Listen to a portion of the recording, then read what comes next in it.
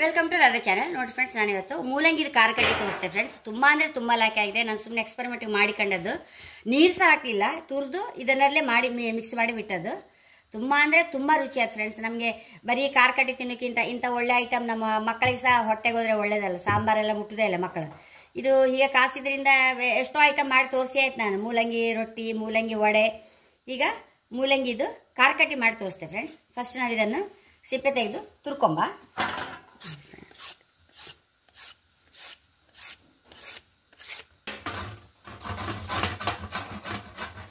ಕಡಿದೆ.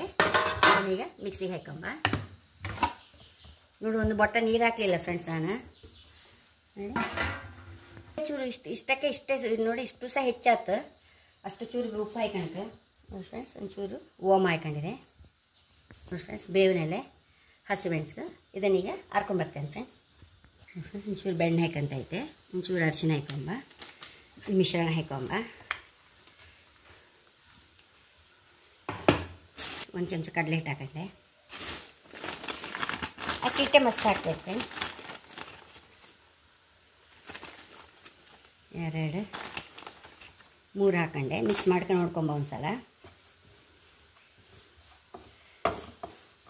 ಒಂದು ಬಟ್ಟ ನೀರು ಹಾಕಲಿಲ್ಲ ಫ್ರೆಂಡ್ಸ್, ಅದರಲ್ಲೇ ಅರ್ಧದ್ರಲ್ಲೇ ಕಲಿಸಿದ್ದು ನೋಡಿ. ನಮಗೆ ಖಾರ ಕಟ್ಟಿ ತಿನ್ನುವಾಗ ಮೂಲಂಗಿ ಅಷ್ಟಪ್ಪ ಹೊಟ್ಟೆಗೆ ಹೋಗ್ತಲ್ಲ. ನಮಗೆ ಖಾರ ಕಟ್ಟಿ ತಿಂದರೆ ಏನಷ್ಟು ಎಫೆಕ್ಟ್ ಆಗ್ತಿಲ್ಲ ಫ್ರೆಂಡ್ಸ್. ಮೂಲಂಗಿ ತರಕಾರಿ ಸಹ ಹೊಟ್ಟೆಗೆ ಹೋದ ಕಾರಣ ನಮಗೆ ಒಂಥರ ಒಳ್ಳೆ ಅನುಭವ ಆಗುತ್ತೆ. ತಿಂದಿದ್ರೆ ಏನಾಗೋದಿಲ್ಲ ನೋಡಿ ಫ್ರೆಂಡ್ಸ್. ಸರಿಯಾಗಿದೆ. ಇನ್ನೀಗ ಕಾಸ್ಕೊಂಡೆ ಇದನ್ನು.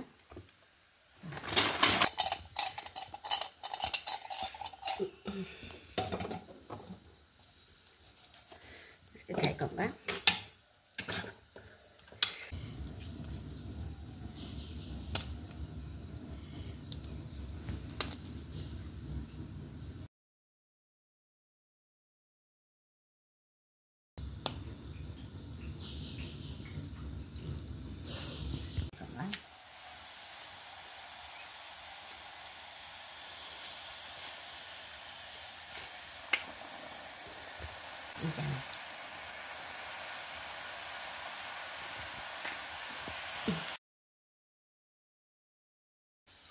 ನೋಡಿ ಫ್ರೆಂಡ್ಸ್, ಎಷ್ಟೋ ರುಚಿಯಾದ ಮೂಲಂಗಿ